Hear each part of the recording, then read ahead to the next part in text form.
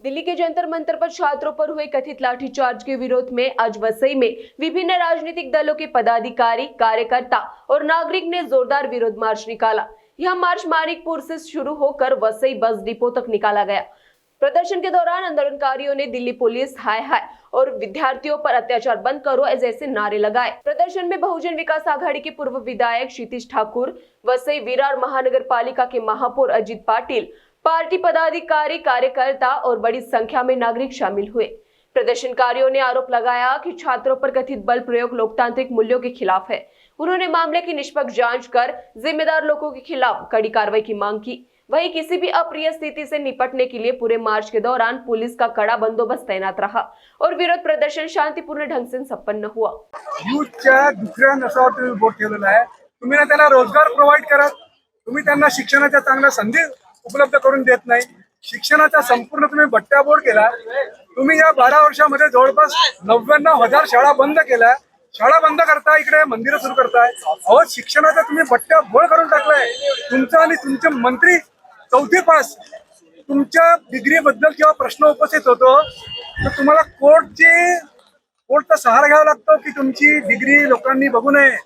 म्हणजे किती शर्मेची बाब आहे। मी मतदार आहे तुमचा, मला माहिती पाहिजे माझा आमदार किंवा खासदार किती शिकलेला आहे। तुम्ही ते तुमच्या मतदाराला वंचित ठेवता। म्हणजे तुमचं सरकारमध्ये अनपढ लोक, गवार लोक, अशिक्षित लोक आणि दुसऱ्या पक्षातून ज्यांनी भ्रष्टाचार केलेला आहे, ज्यांना तुम्ही भ्रष्टाचाराखाली गोवलेलं आहे, त्यांच्या विरुद्ध तुम्ही भ्रष्टाचाराचे आरोप केलेले आहेत, पोलीसमध्ये FIR केलेले आहेत, ज्यांच्या नावाने तुम्ही नुसते बोंबाबोंब केलेले भ्रष्टाचार, अशा भ्रष्टाचारी लोकांना तुम्ही बीजेपीच्या लॉन्ड्रीमध्ये टाकून त्यांना स्वच्छ करायची ती मोहीम सुरू केली।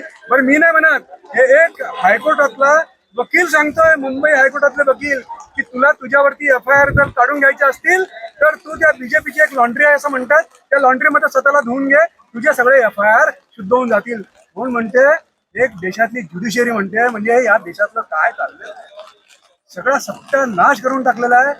म्हणजे युथला इतक्या बेरहमीने मारतात, इतक्या निर्दयपणे मारतात।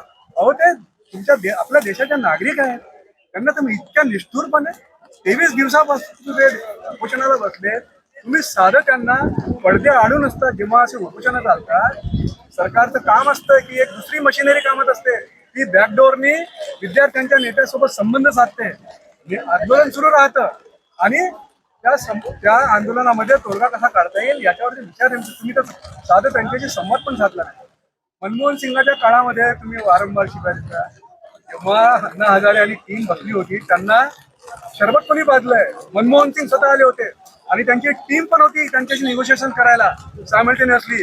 आणि बरं, ज्यासाठी ते बसले होते त्यांचा एक तरी आरोप सिद्ध झाला काय? तुमच्या 12 वर्षा काळामध्ये ते सगळे 3चे 3 आरोप आहेत ते सुप्रीम कोर्टने खारिज करून टाकले। तुम्ही त्या फक्त आरोपाच्या कथावर बसलात आणि ज्या सत्तेवर आलात, काँग्रेस किती वेळ तुम्ही काँग्रेसच्या नावाने शिवाय देणार? अहो, काँग्रेस वाईट होती तर ते सांगून तुम्ही सत्तेवर आलात। तुम्ही 12 वर्षामध्ये काय काम केलं? एक काम सांगा तुम्ही। तुम्ही सगळं काँग्रेसने जे केलं, नेहरूंनी जे केलं, तुम्ही सगळं तुम्ही विकून टाकलेलं आहे। एअरपोर्ट्स विकले, पोर्ट्स विकले, शाळा विकले, विद्यापीठं विकतायत, रस्ते विकतायत, रस्त्याला खड्डे पडतायत। काय तुम्ही शिल्लक ठेवलेलं आहे? एक तरी तुम्ही सांगा की मोदी सरकारच्या काळामध्ये एक चांगली इन्स्टिट्यूशन्स काढलेली आहे। देशावरचं कर्ज किती? अहो, देशाचा रुपया 96 पर्यंत गेला। तेलाचं काय चाललंय? रस्त्याचं काय चाललंय? इकॉनॉमी कुठे गेली? मॅन्युफॅक्चरिंग सेक्टर पूर्ण संपुष्टात झालेलं आहे। चायनाचं म्हणता तुम्ही, चायना शिवाय तुम्ही जगू शकत नाही आणि इथे चायना तुमच्यावरती डोकं वर काढतोय। तुम्ही चायनाच्या नुसतं चायनाचं नाव काढलं की तुम्हाला तुम्ही घाबरताय। एप्स्टीन फाईल जर 16 जरी म्हटलं तरी तुम्हाला थरकाप सुटतो, तुम्हाला ताप येतो अंगामध्ये।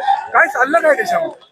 तुम्ही करा ना, पार्लमेंटमध्ये तुम्ही घ्या, लोकांना सांगा।